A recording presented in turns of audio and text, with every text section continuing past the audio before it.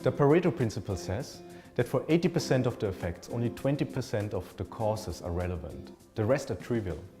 In Pareto's case, he found out that actually 80% of the land in Italy at his times were owned by 20% of the people.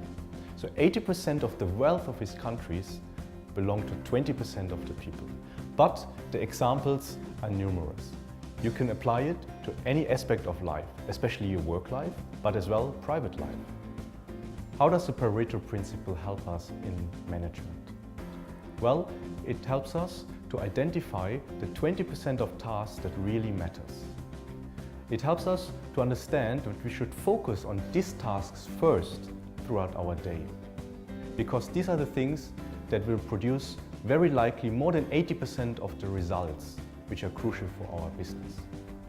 For example, when the big pitch day comes nearer and we are pressed for time, it is critical that anything that is left behind or anything that needs to be compromised is not part of this 20%, but we should focus on the 20% that really matter for the client impact.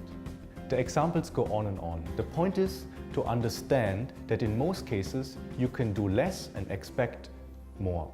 This is related to something called the Law of Diminishing Results, which says that every extra hour spent on your design, and every extra detail added, is actually less bang to the final result. Now let's say you're a designer and you're asked to create a future car design or a starship.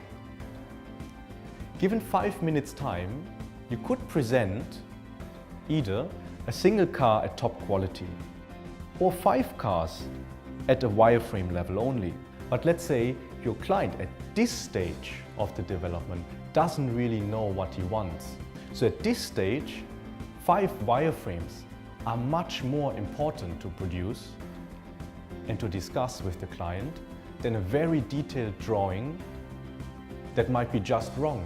The Pareto Principle is less of a rule, but actually a very helpful insight to concentrate your time on the areas that really give you the bang for that level and that phase of your development or your design or your project which you need at that given time. Understanding this will also significantly help in an area which is a very common problem in today's work environment. It has to do with a fear that comes when big projects are in front of you, big tasks which you might not be very familiar with or which are a new territory for you. So what do employers do with their fear? Well, projects are delayed or certain tasks are avoided. Often necessary crucial tasks. See what activities generate the most result and focus on them.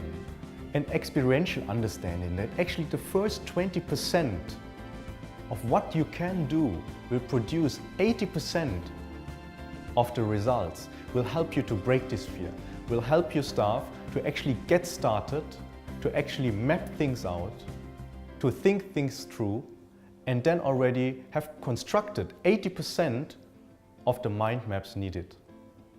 How about you? Which are the 20% that really matter for your business?